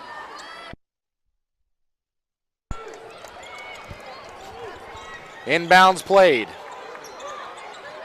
Natalie Turner will take the ball up. For once not, Addie Sear getting across the half-court line. See if they go right back to her. They do. Extra pass inside, tipped through the hands, taken away by Riley Moulton. She's going to push. Juliana Kluge, the lone one back. Addie Sear. Sear! House now pushing the tempo. House, pull up. Knocks it down! Huge play for Lincoln coming out of that timeout. 2:15 remaining here in the third. Stick around, we got a good one, folks. 30-29, Howlers on top. Even when Lincoln turns it over, Addie Sear is not giving up on that play. Raymond, kick. Ireland, clean look. Ireland short. Battle for the rebound. You never would have guessed it. Addie Sear has the basketball. Picks up her dribble, though. Tough to contend with. Gets across that. Megan gotta House. get it crossed. We're really close to that. Oh, my word. That was 9.5 on the... My heart was racing on that one. 10 seconds. House goes baseline. Reverse layup just short. And that's going to give the ball back to the Howlers there. Out of bounds. Ball back to the Howlers. 1:35. Clock continues to move here. Moulton. See if they try to get her back involved here. Had the three to give the Howlers the lead back. Cummings collects. Over to Austin, who's also had a nice half of basketball. Howland's being really selective with their shots. Might be trying to work for one to end the quarter. I wouldn't be surprised. See if the Lady Lynx allow that. There's a lot of time between then and now. Moulton, straight line drive. She's going to be fouled. I think that's going to go against Turner. Her second, if it is. No team so far has to worry about getting in that bonus, though. Just 3 fouls in the quarter for Lincoln. Foul to give before you get to the bonus, so might be something to think about as this quarter. Oh, actually, it's only 2 fouls on Lincoln. Multiple fouls to give now for either side. Moulton has it. Pass over to Austin. They'll take a good shot if they can. Raymond atop the key. Good Gonna defense. Be whistled for the travel, as you said, Mary. Great defense positioning by the Lynx. Juliana Kluge, I feel like she's almost an unsung hero on this Lincoln team. Her defense goes unnoticed many games, and she is a great defender. Well, she's being noticed in a regional final right now for that one. And Addie Sear, the intended recipient, thrown away. Straight off the inbounds. Quickly played in. Riley Moulton. Off from 3. Offensive glass. Brooklyn Raymond off. Addie Sear pulled down the board. Now she's looking to push. Addie Sear. Don't want to pick up her 3rd foul. And she pulls up. Off the mark, De La Cruz the glass. Addie Sear the glass. Off the mark, Sear still battling. Again. Sear. They are letting them play, folks. Raymond, quick push ahead. Moulton, layup, good. What a sequence of basketball. They are letting them play through a lot of contacts. 10 seconds remain, full court pressure still there. House at the opposite free throw line, gonna have to push the tempo. 2 seconds, 1 second, not gonna get it off. That's gonna be how the third quarter comes to a close. That's the second time Megan House has been in that sort of position. Mary, it's a 32-29 game. Howland wins the third quarter. So pivotal in the game of basketball. Let's talk about it a little bit. Let's talk about how we got there. Great defense played by both sides. Howland comes away with that. I feel like their transition really picked up in that third quarter. Riley Moulton with that huge 3 changed a lot of the momentum of stuff. The Lynx faithful not super happy about that last sequence. That was exacerbated by the fact that there was an immediate layup at the other end. Yeah. But I like that they're letting them play a little bit. Me too. Addie Sear going to work underneath. It's really tough to stop her. It was everybody combined into the paint there, really, and just unable to get it to go. 3 people on Addie Sear, and she still somehow got about 3 shots off. And here's the thing. Addie Sear made it that entire quarter without a foul. So really she only has 2, so she can start to maybe be a little bit more aggressive. You don't want to get in any trouble, but she's got 17 rebounds and 12 points in this ball game. But let's put some attention on the Howlers. They have clawed and fought and gotten this lead back, and it feels like they're just starting to wear down the Lady Lynx over the course of this ball game. We're seeing the Howland Howlers look a little bit back to their normal self of how they look every game. Just aggressive, fast. And it's going to be Howlers basketball to get this fourth quarter of basketball underway. Moulton going to be the one bringing the ball up. Screen set by Ireland. Take the pull up, just short, gets her own rebound. Throws it up again, that time off the side of the glass. De La Cruz comes away with it. Pushing the tempo for a second was Turner, electing to slow things down now. Good decision to slow things down. Looking for Addie Sear. They find her, extra pass, batted around. That's going to be off the knee of Ellie Austin and out of bounds. That might have been a turnover if it wasn't knocked away. I like the idea of the play Lincoln's trying to run. They know that Howland's going to double or triple team Addie's here in the post. They're looking to send someone backdoor. House inbounding now. Set opportunity under the basket. This time they post up. House spins baseline. She's going to be fouled. Travel the call. I said it was a foul because I thought that the feet got tangled and that caused the contact.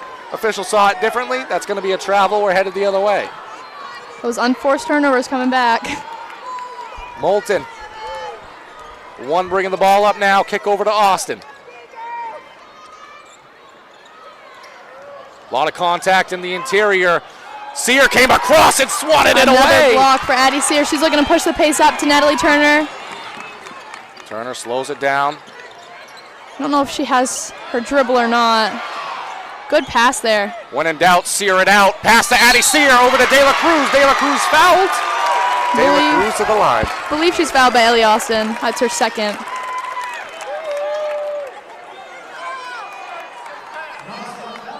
Good pass there by Addie Sear to get it all started. So De La Cruz steps to the free throw line. Off on the first, stays a 3-point game. Addie Sear, just a recap, 12 points, 17 rebounds, and 5 blocks. She's having a phenomenal game. But ultimately, the stat that matters the most is the one on the scoreboard. Absolutely. That one rolls in and adds to the scoreboard for the Lynx. Timeout taken by Coach House. You had 4 left. It's not a bad time to use one. The fourth quarter, obviously the pivotal time of the ball game here. What do you think Coach House and the Lady Lynx are talking about here, taking that timeout? I think they're honestly going to try to settle in against this man-to-man that Howland's putting against them, because I don't think they came to the game super prepared for it. So maybe they're looking to really isolate Addie and send backdoor cutters, maybe a couple people outside for a three-point shot like Megan House or Juliana Kluge. It's one thing we haven't seen a ton of so far in this ball game for the Lady Lynx is the three-point shot. I think maybe once in the first quarter. The exact timing escapes me, but definitely not something that's been consistent, which, to be fair, you've got Addie's here. So, I mean, absolutely. That seems to be working for the most part. At the same time, being able to mix it up is going to open up Addie inside. So yeah, if they get going behind the arc, then they can't really triple on Addie in the paint. Which so impressive by the Howlers in this one, contending with that. We're talking about these stats and numbers, and it's the Howlers doing it by committee. Moulton doing well, Austin doing well. You have Raymond who stepped up at the right times and the right moments. 2-point lead, 7 minutes left on the clock. It's going to be a fun finish. Dribble handoff, Raymond has it now. Looking for Moulton, they find her in the left side corner. That play looked like it might have been isolated for a Riley Moulton three-point shot. Giving up to Cummings now atop the key. Cummings the drive, maybe tipped in the air by De La Cruz or Sear. Given up to Raymond, who gets a floater to go in the baseline on the right-hand side. She likes that shot a lot. We've seen her take it a couple times. That one went down. It's a good shot. Addie Sear had the ball, turns, faces, gives it up to House. House now has Moulton on her. Addie Sear comes for the post-up situation. Double team comes. Ireland wraps the arm around, and that's going to be a foul against Ireland. Not a horrible foul there. It is her third, but only second on the team. You're trying to go for a steal. You can live with that one. Also, especially you deny Addie Sear the ball. Not in the shooting motion is big, too. It's just their second foul of the quarter. House doing the inbounding. Played in, shot fake. Put up well. Turner ends up with a clean look at a three. Off the mark. Battle for the rebound. On the deck. House going to be fouled, it seems like, against Moulton. That's Moulton's third, I believe. Great hustle there by Addie Sear and Megan House and Lila Cummings. Lila, so that's Lila Cummings' second. There was a number of players involved. You couldn't even there. tell on that one. Which again, love the action, love the intensity. The clock's running. The clock's running. The clock is still running. The clock is still running here. I joined in on the action because there was at least 10 seconds came off. 10 plus 15. seconds. A lot of time came off the clock there, folks. Can't lose Well, any you probably time. know better than we do because we've got the scoreboard up and it's the only thing you can really see. So maybe let us know in the comments exactly how much time just came off the clock. From when I looked, it was definitely more than 5 seconds. It was 5:55. That's when I looked too. And it was running. So Mattanawcook faithful asking why we're giving free timeouts. They'll want this time back. So I think that's actually probably, that might be more accurate. 6:01 up on the clock. It was 15 seconds that they almost lost there. That's huge in the game of basketball. Well, House catches it on the inbounds. De La Cruz back It won! Not only are you getting more time on the clock, you're getting more points on the board. Great feed there by Megan House. And that's the 4th foul for Shea Ireland. Great finish there by De La Cruz. So De La Cruz split her trip earlier. That time. Hits it. 1 point game. Buckle up, folks. It's going to be a fun final 5:50 in this one. Moulton crosses the half-court line. Kick over to Ellie Austin. One more to Cummings. Raymond now receives a screen. Ellie Austin in the corner. Well, good defense by Lincoln. Austin's drive shut off. Kick to Raymond. Raymond goes baseline, throws it up. Battle for the rebound. Ireland keeps it alive. And one for Brooklyn Raymond. Great hustle there by Shea Ireland making that happen. We are going back and forth. That's House's 4th. That's big for Lincoln. I think there's a player with blood on the either floor or blood on their person. We've seen that a lot this tournament. A lot more than I feel like I ever have. Well, there was a conversation between the official. I don't know. It's clearly not blood because they didn't stop play, so I don't know what the added conversation was necessarily. Not sure. Just clarifying maybe that the basket counted. Raymond steps to the line. Hits the free throw, makes it a 4-point game. So just after that momentum, pendulum swings right back. You get your own 3-point play and opportunity. That was a massive play in this ball game. Ellie Austin tipped it out of bounds. Back to Lincoln anyways. 4 team fouls against the Howlers. It is free throws rest of the way out. That one tipped out of play. It's going to stay Lincoln basketball. That is huge in this ball game with 5:23 remaining. Absolutely. I want to see Lincoln be almost more aggressive getting to the basket. Player tying a shoe now. It's Ireland.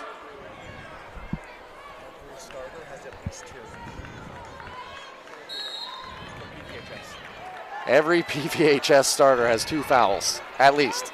Something to watch in this one. Addie Sear turns, faces, kick to Cruz. De La Cruz gets across the half-court line. Smartly just slows things down. Let's establish possession for Juliana Kluke. Kick over to House. She took a hard fall there into her own bench. She got met with a lot of contact on the sideline. A little bit shaken up there. Hard contact into the bench area. We're going to take a quick break just while the injured player is on the floor. Brothers Meats is a family-owned and operated business located in Guilford, Maine. We operate a local retail meat market along with a slaughterhouse, smokehouse, and processing plants. Herring Brothers has all sorts of meats from already pre-cut all the way to cutting it right on the spot for you. Also, while you're there, don't forget to try their wicked good beef jerky that is made right in Guilford, Maine.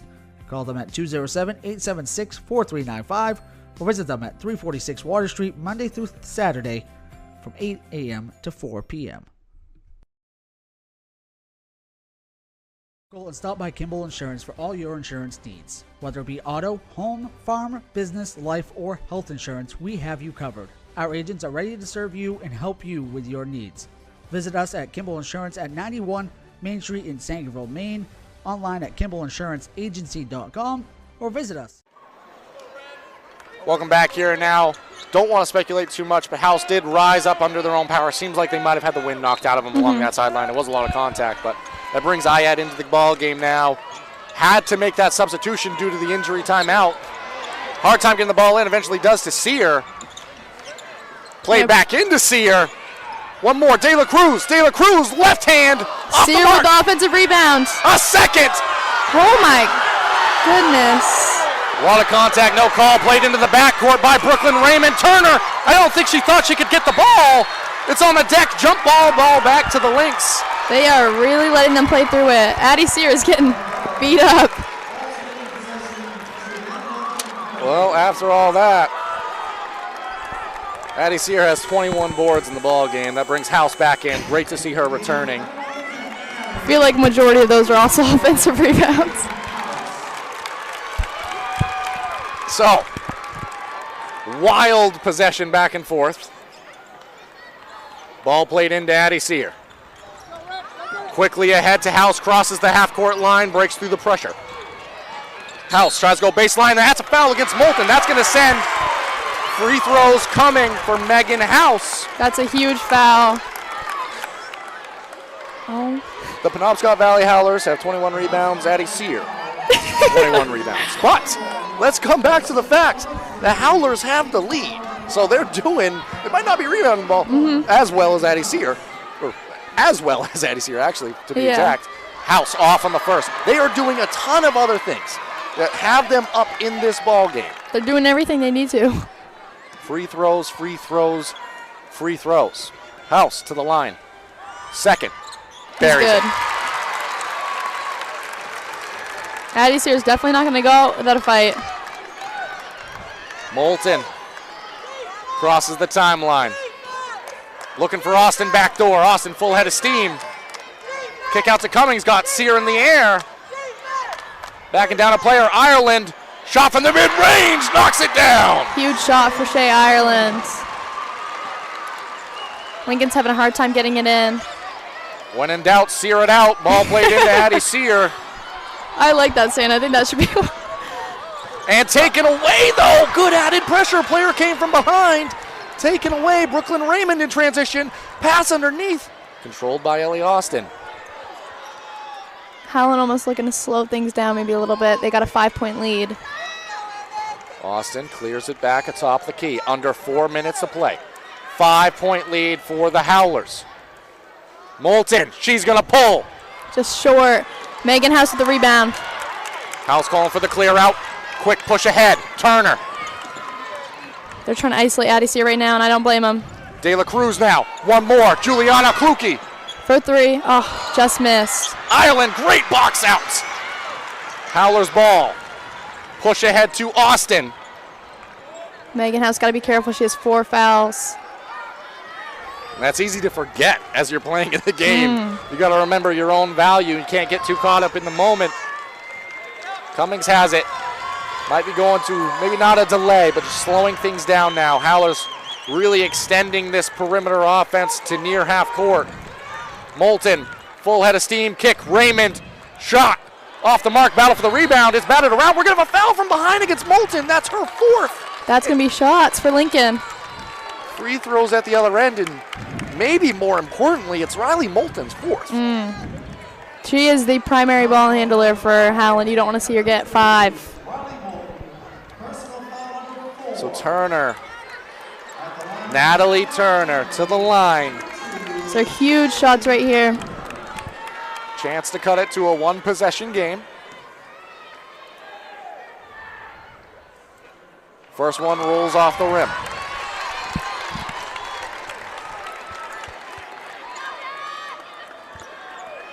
One more on the way. 1 team foul for the Lynx as well.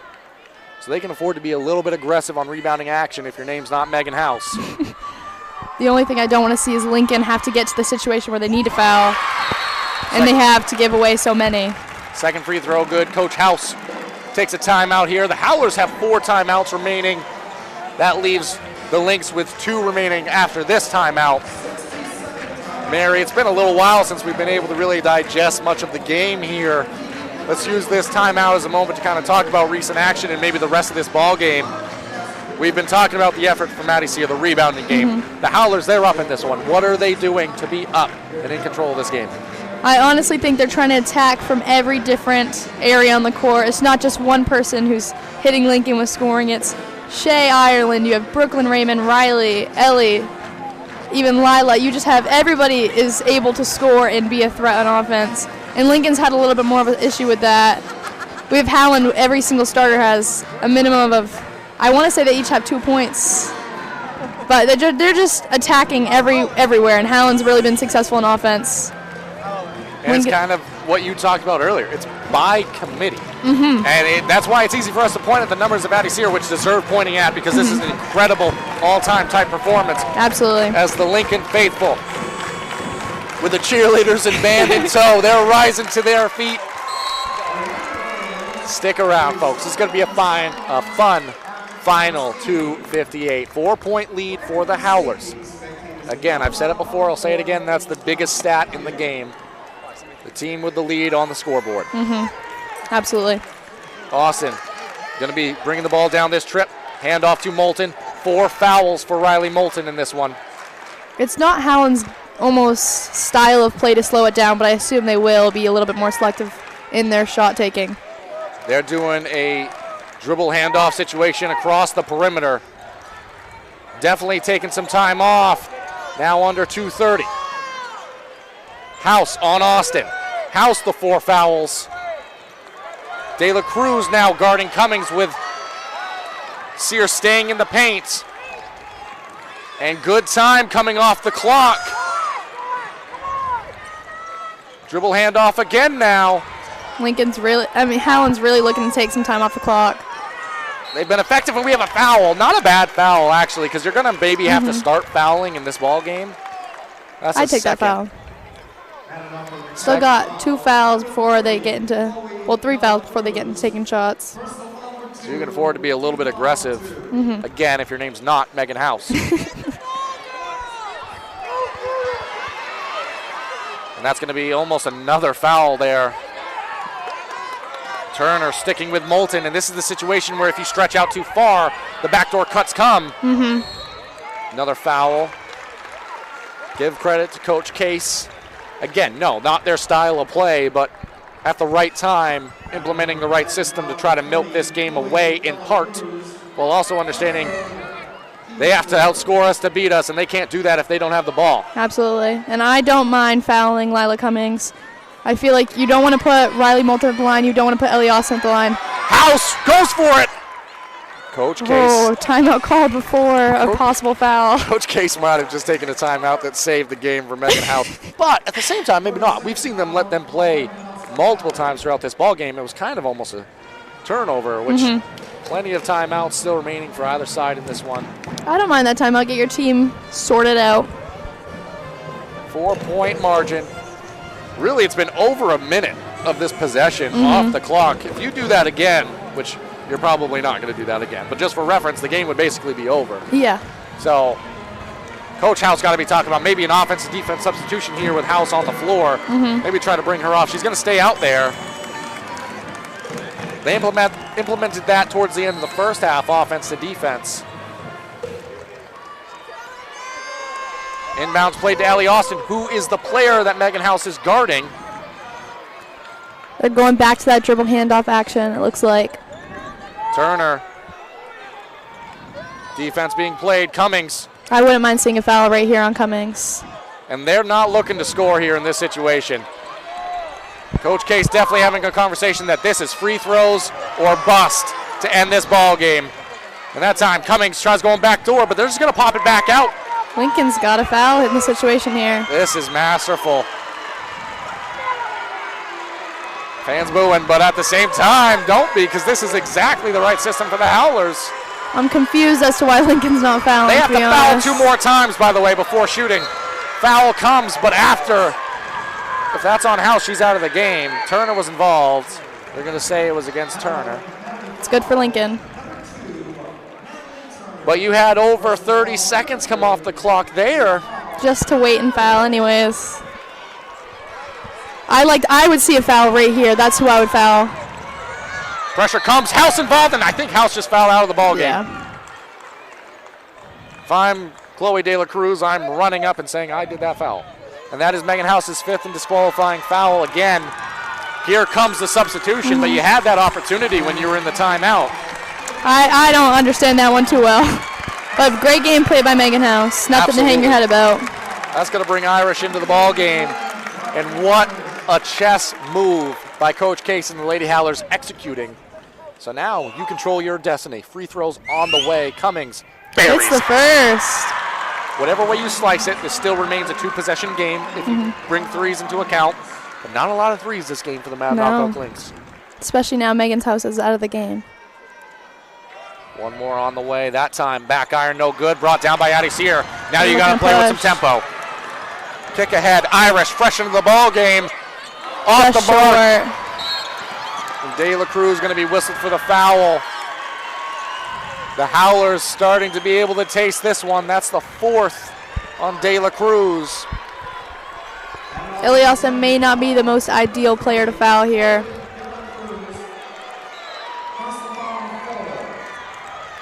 And Cummings, maybe a little bit of some blood, so we're going to have a timeout. Nope. Does Austin have blood as well? I mean, is there? There may be blood on the floor. That would make sense. Officials.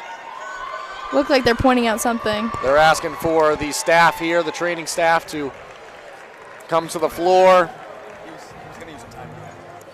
Cleaning some blood, so that saves a timeout for either side.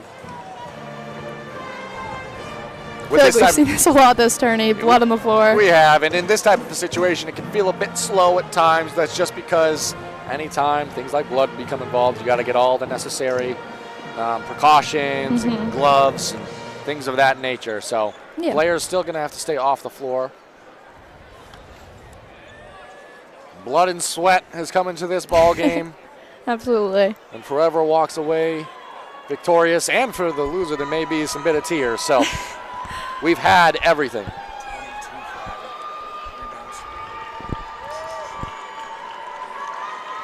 Addie Sear putting on an all-time performance, but the Lady Howlers might be establishing themselves as an all-time team in the way that they've played throughout this season. I may be biased, but I think Helen is one of the best teams statewide. Again, can't emphasize enough doing this with 9 players. Yeah, absolutely, and they're may potentially be dropping down to Class D next year as well because they just do not have numbers, which is just makes it all the more impressive in my opinion. And I think there's only been one substitution this game for the Howlers. Condrup came in for a little bit there, maybe Farley as well, so the two of them have played some action. But it was very short-lived substitutions, I feel like. By and large, this is the unit that's been on the floor, and Ellie Austin stepping to the charity stripe. Chance to make this a 3-possession game. First, no good. Still comfortable at a 5-point lead. Lincoln's got to be looking to take some threes down the floor this trip. Austin, one more. That time rolls off the mark. De La Cruz the rebound, given up to Sear. Token full court pressure, just wants time off the clock. Sear. We're going to have a timeout taken by Coach House. Good timeout. Addie Sear, though, coast to coast. When in doubt, sear it out. It's been the theme of this game. Again, they do trail, but just what a performance it's been so far. So, 30 seconds left. You do have the fouls, and there will be some extension to this ball game, but in terms of meaningful possessions, you don't probably have that many more. No. PVHS on the ball game is only 5 of 14 from the free throw line. Thank you, Gabe Nason, for pointing that out to us and doing the stats in this one. So you're okay with sending some people to the charity stripe here with the way the game's gone, but before you can do that, you need to help yourself at the other end and get some points. What do you think they're drawing up? Do you think they're going for a 3, or are they looking for a quick 2 here? My two guesses would be they're either going to try to feed it into Addie Sear, who tried and true. She's been working all game, or maybe get it to Sear for a kick-out opportunity to maybe Juliana Kluge or Natalie Turner. So you don't need the 3 yet. You're not at that point yet. You're getting close. Yeah. But you can play the game, try to see if you can get some missed free throws at the other end. Only trailed by a score. Ball played in. Addie Sear has it. Curling around a screen. Addie Sear going to go downhill. Lay up take there by Addie Sear. 2 more points for her. Coach House very smartly there takes the timeout. Again, in Maine High School basketball, once that shot goes through the rim, the clock's going to keep running. So it doesn't matter if you're under 2 minutes, under a minute, the clock's going to keep going. So 1, it stops the clock. 2, it gives your defense the chance to get things set. Who do we want to foul? Can we get a steal here off of our pressure? De La Cruz has the 4. Be interesting to see if she remains on the floor. 24.2 on the clock. 1-score game. It is still a 3-point game. And May still has a chance to hang around. We'll see what they try to do in this next possession too. And if you're Coach Case and the Howlers, you got to be telling yourself, we control our own destiny. I wonder if Howland will try for almost a long pass. They're very capable. Brooklyn Raymond going to be the one bringing it in. Ellie Austin was the home run hitter, given up to Riley Moulton. I don't think she's going to get this ball back. Ton of time coming off the clock. Moulton. Oh, they're not fouling. Playing keep away, giving up to Austin. Still not fouling. Foul eventually comes. Addie Sear was yelling there. 12 seconds roughly off the clock. And now at this point, Ellie Austin steps to the free throw line with a real chance to ice this game away. 2 for 8 from the line today. All she needs is 1 to make this a 2-score game. She hits the first. It's the biggest free throw I think we've seen so far in this game. As Irish checks in for Lincoln. 12.9 on the clock. Second, buries it. 2 huge free throws there for Ellie Austin. Timeout taken. Oh, maybe not. No timeout taken. We're just really going hard on the horn here. No timeout taken. So, I'm confused. We'll see. We'll figure it out here. But there was a little bit of some extra love to the horn. I'm confused on that one too. But it's all told, just a little bit of an error there. Ball played in, 12.9. They got to go quick. They don't have enough time. Pass moved ahead. Howlers, token pressure, taken away. Ellie Austin. Steal. Ellie Austin steals the regional championship away from the Lady Lynx. And that'll do it. Howell will take the win. Unbeaten. Ellie Austin coming down clutch in that last stretch. Unblemished. PVHS Howlers caps off the Class C North region with a regional championship. And an undefeated season to go with it. A world-class effort from Addie Sear. A world-class performance as a team by the Lady Howlers. Lincoln did not go down without a fight. What a ball game. Mary, thank you so much for coming along for the broadcast. What we're going to do as a team here at Eastern Maine Sports is we're going to keep things live for the presentation of the championship ceremony. So you'll be able to hear all the players. You'll be able to hear the roar of the crowds. But we're going to go off the air in terms of our broadcasting. So stick around so you can hear all those great things. But we're going to sign off on the audio broadcast. Thank you so much for joining us. What a game.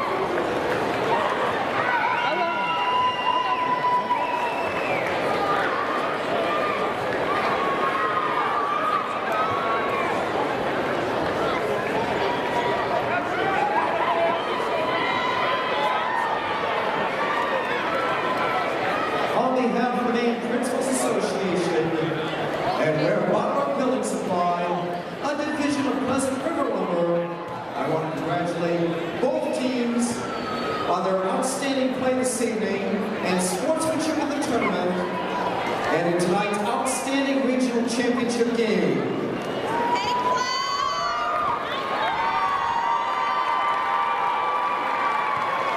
As you think back on your seasons and reminisce on the good times with your teammates, coaches, families, and friends, we hope that the memories of the 2025 tournament will last you a lifetime.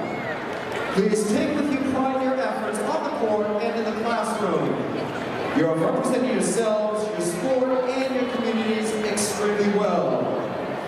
Representing the Maine Principals Association are Rick Sinclair, Athletic Administrator at Herman High School, and Matt Rosendahl, Athletic Administrator at Van Buren High School. And representing Ware Butler Building Supply is Paul Edgerly, Contractor Sales in Corinth. To begin the awards presentations, I would ask head coach Pat House and assistant coach Jackson Weatherby from Mattanawcook Academy to come forward, assist with the presentation of awards. Manager Junior Madison Tash.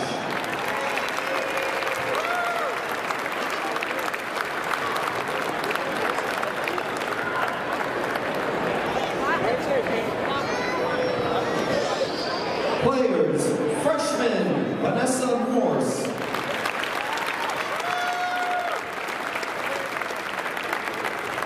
Bella Cromwell.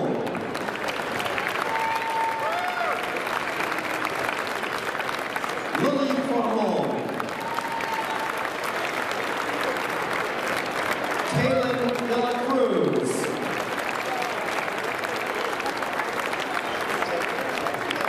Tiana Rich.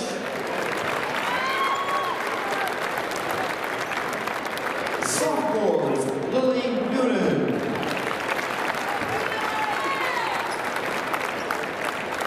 Eliza Donan.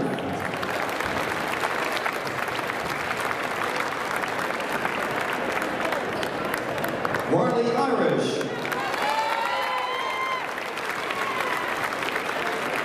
Natalie Turner.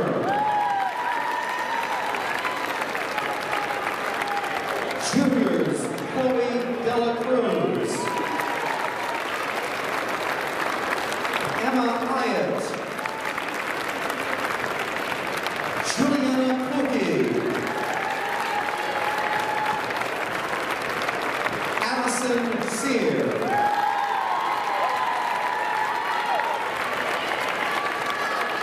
Megan House. And senior captain Lily Walton.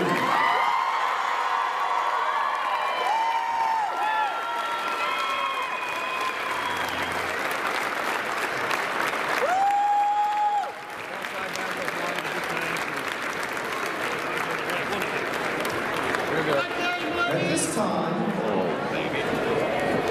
we would like to have the coaches and captain please come forward.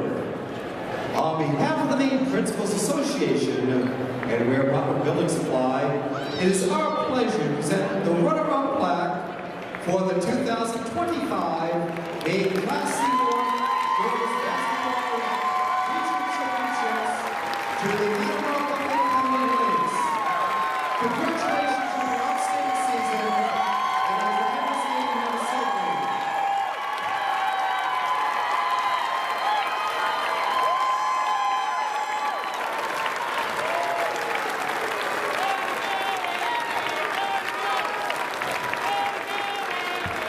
And now present the awards to the 2025 Class C North Regional Basketball Champions of Penobscot Valley High School.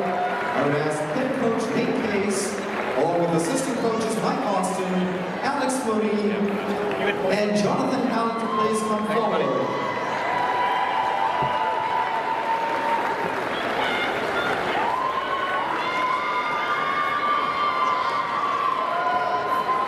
First, the managers, 8th grader Lily Allen. 8th grader Paxton King. Sophomore Emma Lee Halen. Sophomore Emmy Coyle.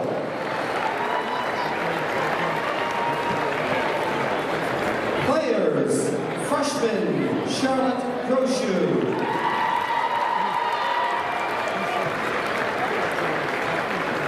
Nicole Solomon.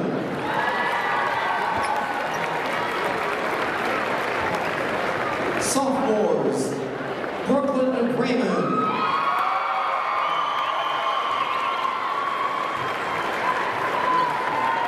Abby Farley.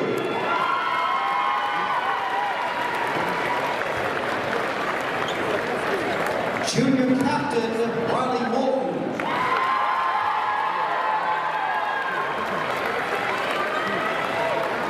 Junior Captain Lila Cummings.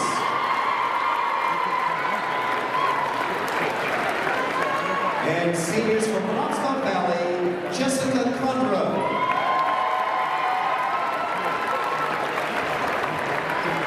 Senior Captain Ellie Boston. And Senior Captain Jay Ireland.